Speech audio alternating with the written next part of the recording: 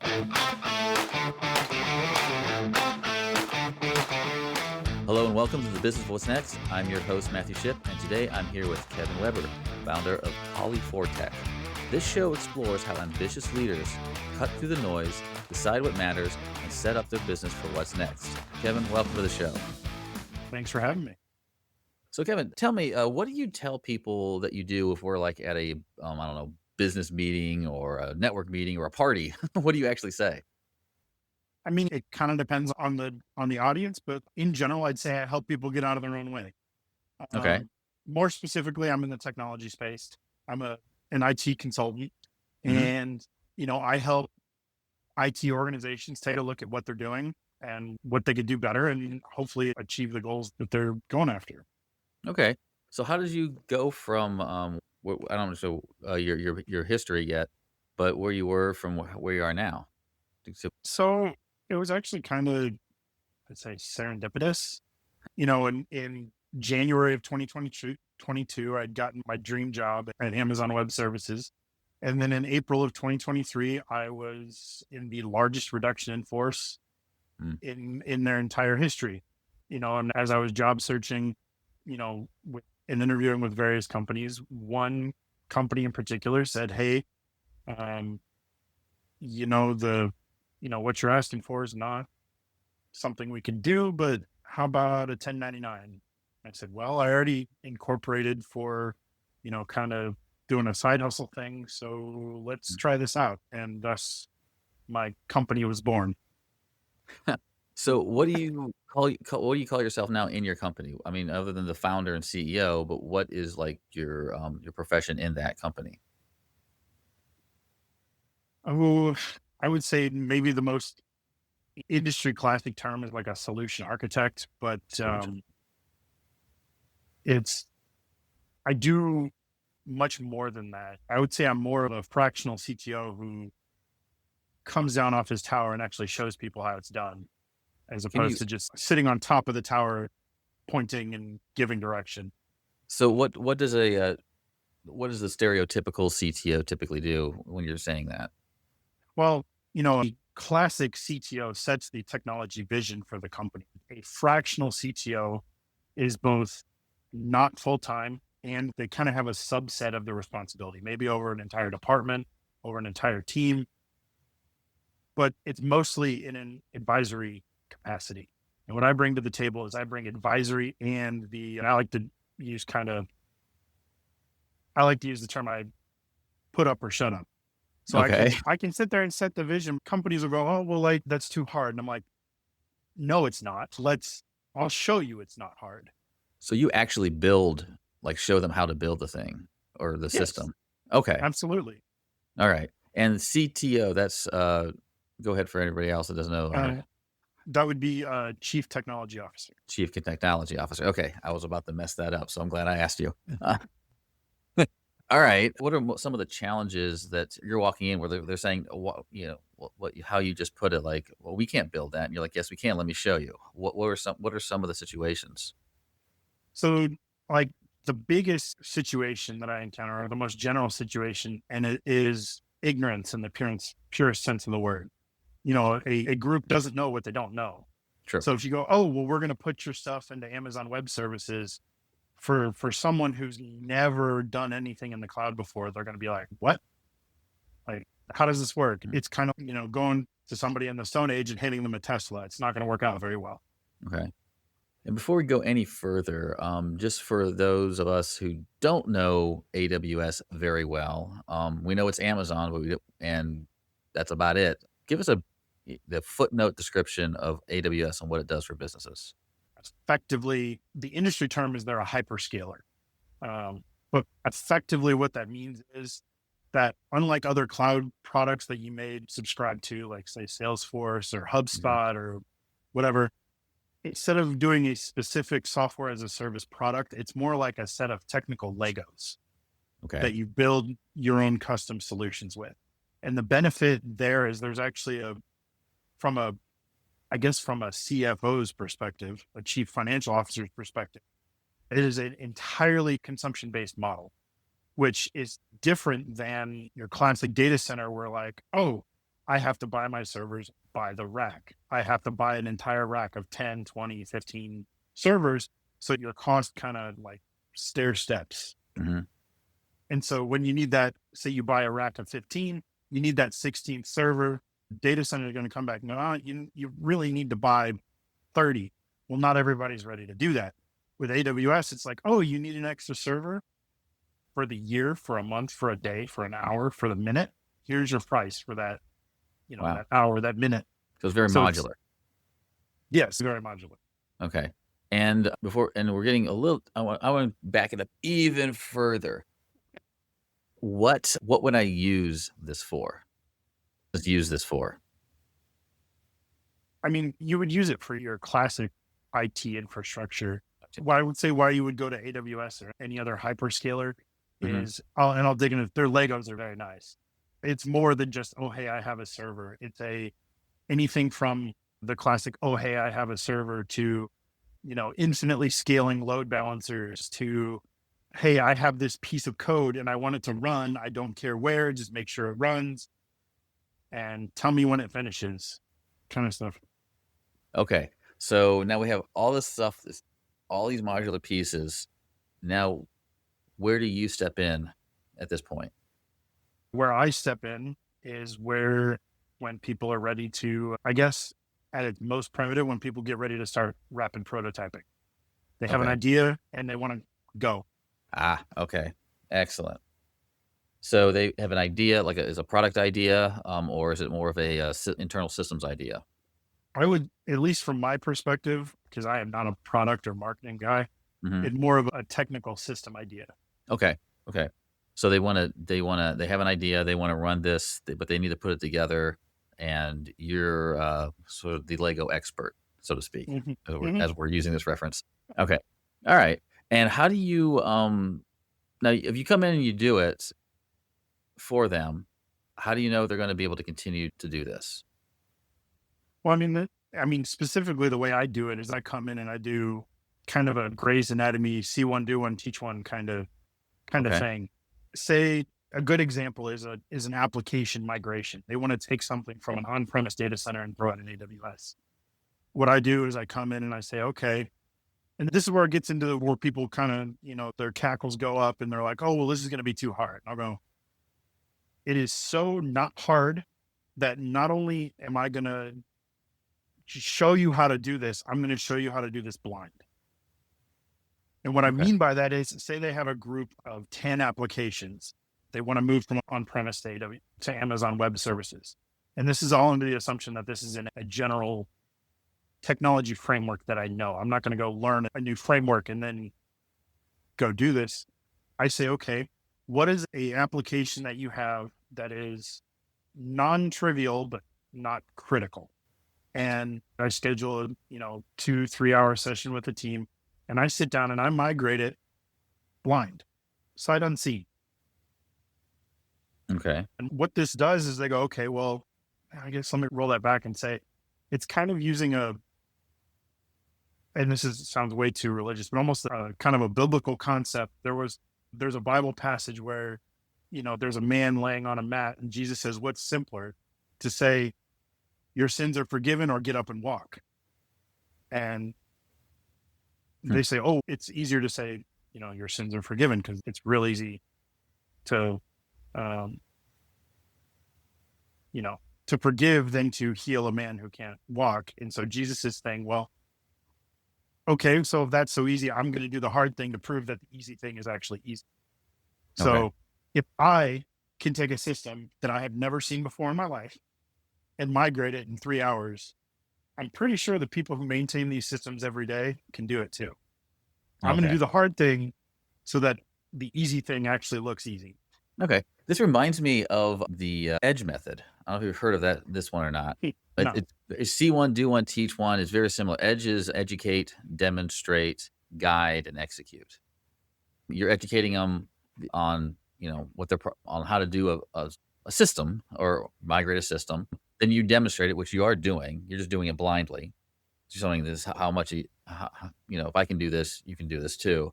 Then the next one is guide. So you're there with them to guide them, they may see that you've done it, but obviously you're the expert, but now you're okay. It's doable. Let me help you with a couple of the little pieces. Let me connect some of the dots for you after they've seen it once. And then execute is you stand back and let them execute it. So I think there's definitely some similarities in those. I use that a lot with some of the things I do, especially if I'm teaching my system to people. I'll use that method as well. So I've taught that to some what was it? They help high school students go into an entrepreneurial route. They're more an entrepreneurial route, so they have them start their own business stuff. And I showed them this edge method on one of my using the edge method. I showed them how to what I call a lightning demo, how to teach them how to Mhm. look at other companies before they start reinventing the wheel, which they think initially they have to. So it was a neat way to show the people their guides how to further guide, which is an education piece. And I think they took both pieces with them, which is awesome. But it just looked really familiar to what you were talking about. Yeah, That's awesome though. it I does like sound that. very familiar. Yeah, see one and do one, teach one. I like that. That's an interesting approach. I did shamelessly steal it from Grey's Anatomy and the American Anatomy. Medical Association, but I it was is actually a real framework that they use to teach yeah. surgeons procedures. Mhm. Oh, that's cool. I mean, yeah, it definitely makes sense. So, how do you, so that they see you do it, where do you break it down, for yourself for like you say, "Hey, I'm gonna do it blind." Where does that start with C1? And then take us through how you guide them through it. Okay, so for the most part, I've covered C1, but it's like, okay, they choose their application. I go pull down the source code. We take a look at it, and I go, all right, well, what's it going to take to run this thing? And to not get too technical, I try to walk them through my thought process, Mhm. answer any questions they have, and then the team lead or one of the more senior developers will sit down and do what I did, and they're kind of like the driving coach or the attending surgeon, advising, making sure they're still on the right path. Lastly, it's the team lead or whatever senior developer teaching yet another developer on the same team. And so it's kind of like the resident is now Yeah, guiding the intern and I'm the attending, like with my hands back just away from the watching. table. Yeah. Okay, yeah. That does match really well. That's really cool. I like that. That's and what some outcomes have you seen from that? It's a really great way to just kind of seed my, in especially in application migration. It's a really nice Mm, way to kind of seed and get things rolling. Because instead of waiting for me to do everything, now I've empowered just about every single person on these teams to do what I did, and to okay. just rinse and repeat. And so what you end up with is a migration that you would think would take 2, 3 years might get done in 18 months, or assuming there's absolutely no, you know, bumps in the road. I mean, Mhm. I've seen some pretty bad code in the world. Okay. So other than getting out the real bad stuff, the fact that they know the system, they're going to at least get to a certain point. If they get stuck, they can reach back to you. Hmm. So you're not Exactly. stuck doing all the work you're just one person in your business. You could easily overwhelm yourself, I'm sure. Oh yeah. Yeah. Okay. I And like it, that. and it serves to filter out the noise. So Mhm. if I'm a developer in a company and my director all of a sudden in an all hands goes, guess what, fam, we're moving everything to AWS and I've never touched it before. You're freaking out. I'm going to be like, so I come in and I go, all right, you're moving to AWS. Here's really what you need to worry about in your day to day, and we'll fill in the rest as needed. Right. Okay. So it lowers that fear bar as well. Yeah, yeah. Okay, all right. That's nice you coming in there helping them with that. So, and then you're working in side by side with their technical team to do this, Mhm. and they're probably walking away with some new skills and knowledge at the end of the day as well. So, when does this kind of comes into? I like working with kind of teams when they have a bunch of different ideas and they're trying to sort through what's going to be the most impactful piece. And let's just say they're going through and they realized, okay, one of the most impactful pieces they need to build a strategy around is migrating their current tech into AWS. And when is it typically do you find is a business ready for AWS or serious cloud adoption? I don't think there's just one answer to that question. Okay. If I were a new company starting something new, I would choose to start in the cloud. as Okay. opposed to, contacting my local managed service provider or data center, simply because it's cheaper. Hmm. The technology is cooler. I can set up something to where, say I'm a startup or a small business, if nobody uses my services, I don't pay anything or I pay very little Okay. in terms of my cloud bill. You don't get that kind of benefit with your classic data centers. Another would be, let's see, when you want to when you've outgrown the capabilities of your on-premise situation. Say you have a data center and yeah, they have battery backups and Hmm. all that kind of stuff. Well, and this actually happened when I used to work for a managed service provider. There was a set of storms or a hurricane on the East Coast, and it knocked out one of their largest data centers Mm. permanently. It does not exist anymore. I mean, how do you account for that? Well, you have to do a multi-site thing. You have to plan. You have to. It gets very complicated. Hmm. Versus, like, say, in AWS or any one of these other hyperscalers, there's this concept of an availability zone where a region, say, for example, AWS's US US East 2 is in Ohio, but it's not just a single data center. It's actually a group of, I think, 3 or 5 data center or 3 or 5 availability zones. And they are by design on separate power grids, spread out, a set amount of miles apart. And each availability zone is one or more data centers. So now you have high availability built into your architectures. Hmm. So a And lot so of now, redundancies over yeah. regions. Okay. And so your DR plan, instead of DR. goes Sorry. DR, sorry, disaster recovery, Disaster it's recovery. Okay. instead of your question being, what if I lose a data center? That becomes a non-issue. You lose a data center, your stuff is still running, versus your disaster recovery becomes, what if an entire region goes down? Okay. And that has happened.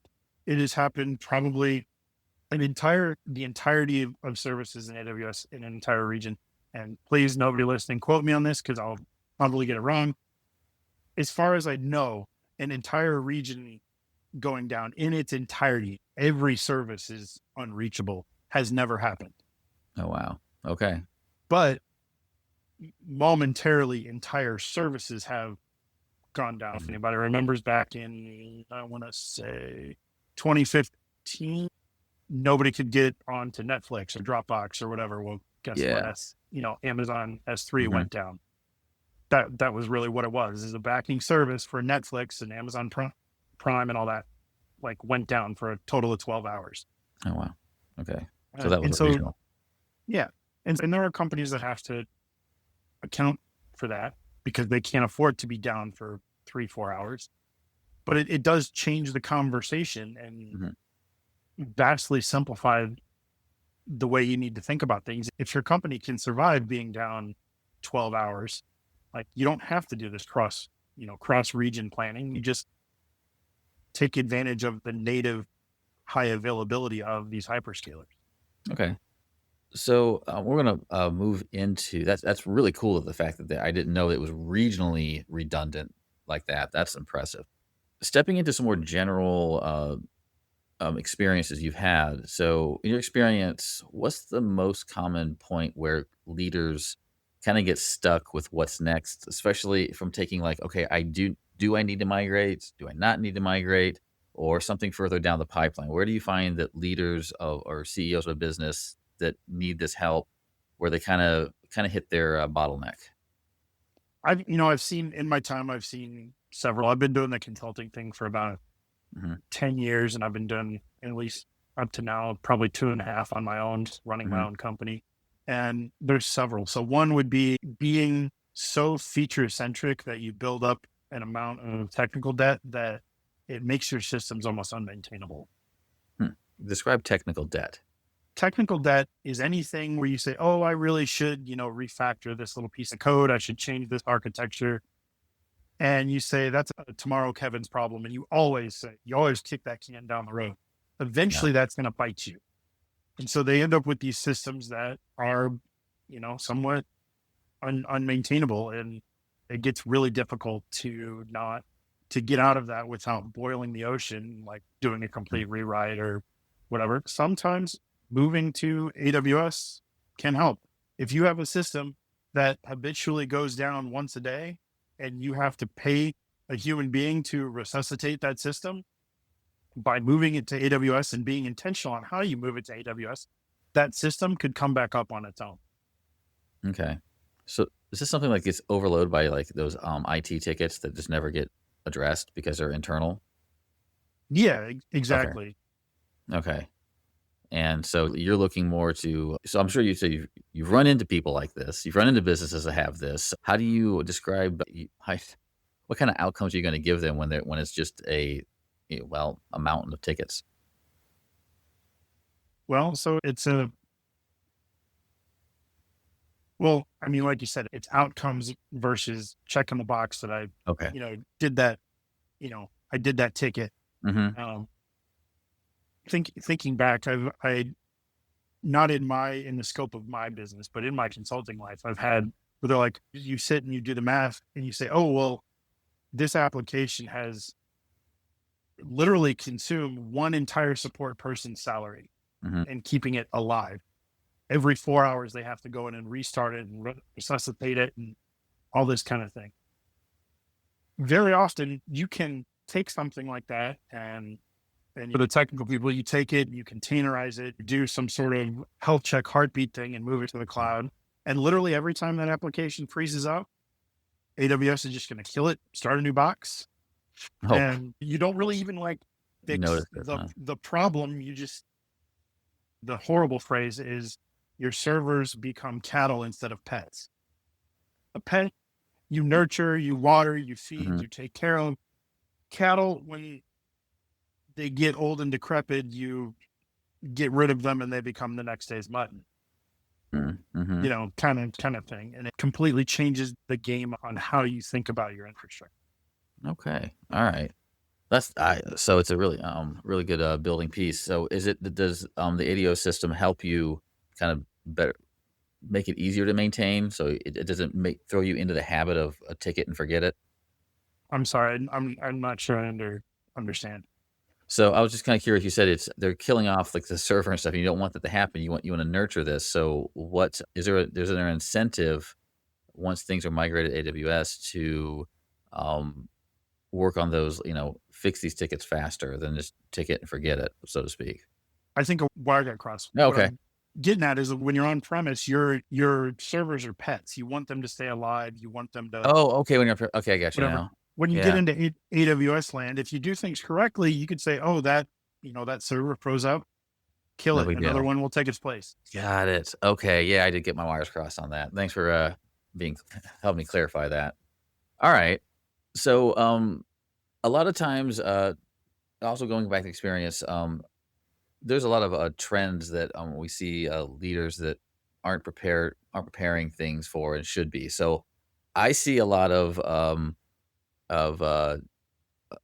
leaders or owners of businesses kind of looking up after they've bootstrapped and they've got this mid-stage company, everything's working fine. And this is the time to where they kind of either lean forward and start taking a look at all the things that they haven't been able to get to. And then they're immediately overwhelmed by all those things they haven't been able to get to and trying to find what's going to be the most impactful piece. Or they lean back and saying, hey, this is running smoothly. And it runs smoothly for 9 months. And then they hit a giant wall. In your world, what trends do you see that leaders are preparing for, but they should be? And I'm going to preface a little bit by saying there's so much AI, so much vibe coding, and all this stuff. This all has to have a place to live. Is Mhm. that something Sure. you're seeing a lot? Yeah, the last time I heard this statistic, it was about a year ago, and it's 85% of IT workloads aren't even in the cloud. Oh, really? Wow. Yes, 85%. And yeah, I mean, not saying you have to go to the cloud, but there's a lot of automation and y- a lot of benefits to automation that can be had doing. If you're a CEO or a CTO and you're sitting back going, "Oh, well, this is running smoothly." Number one, I would ask your people and see if they actually think it's running smoothly. Because I'm pretty sure that support guy who gets woken up at 4 a.m. every night is not Yeah, thinking that. yeah. Um, the other bit is, like I said, ask your people, and because there's definitely of organizations out there that are practicing what I call click ops. Click off. You go and you can click to configure stuff in say Salesforce click ops Okay. versus writing code that is a representation of your configuration that will both, run nightly and is auditable and is a living record of how you configured this. Mhm. You have folks who are tasked with restoring database backups daily, weekly, whatever, to refresh, production systems, non-production systems. You can automate all of this kind of stuff and free up your people to spend more time on capital projects. Okay. I see that a lot where I go, and it can bite you in so many different ways. One, it's a time suck. Two, if you click to configure something and then you forget that you clicked to configure, that's going to bite you Mm-hmm. because all of a sudden that's some sort of, I need to come up with a different word for this because it's not acceptable, or tribal knowledge that person has now. Mm-hmm. And if they ever leave, they ever get sick, Lord, it's called the bus Yeah. factor. If they ever get hit by a bus, you're screwed. But yeah, I like. Another, Go ahead. I was just kind of going to jump to another one. Another one I see is a lot of stuff with AI. Yeah. Um, AI has some great use cases. It is not a good fit for every use case.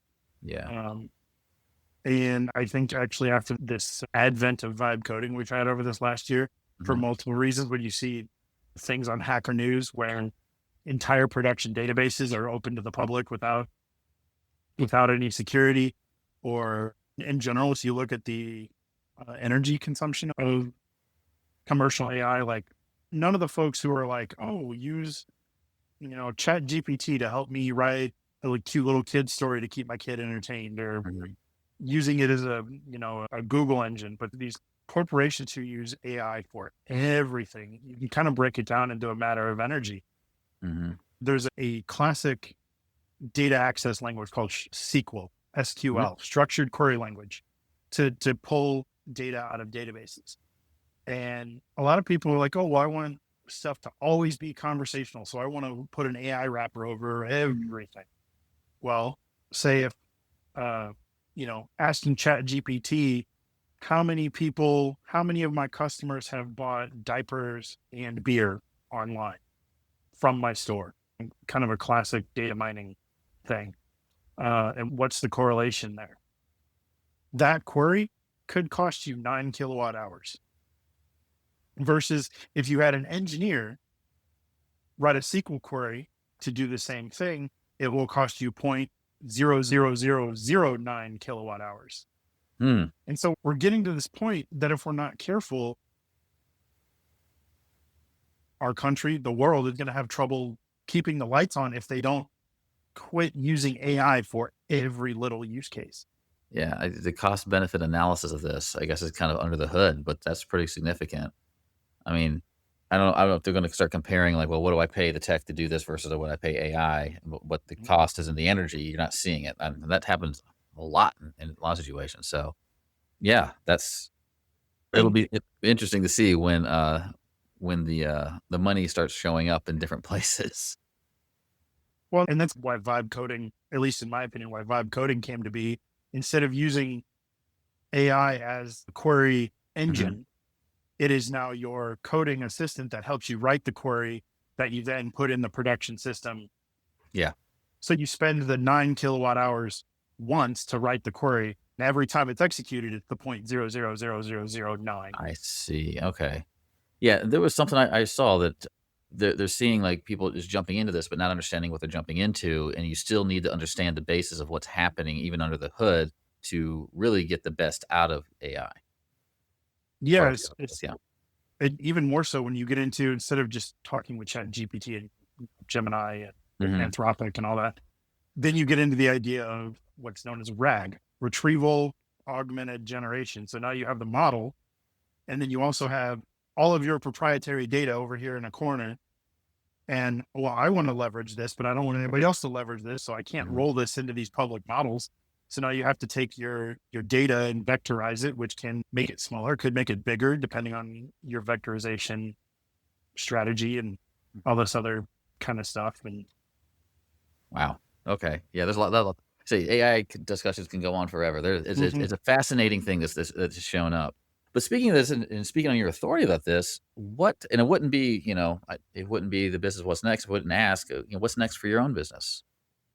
Right now it's a lot of back office stuff. I've finally gotten to a point where I'm not wondering, what the next year is going to look like That's awesome. in terms of am I going to get to stay in business? So it's more of planning, do I want to like hire somebody, expand my delivery capacity? Do I want Mm-hmm. to change my offering and move from a project based to more of a technology success partner Mm-hmm. kind of thing? It's a lot of say self discovery going on. Yeah.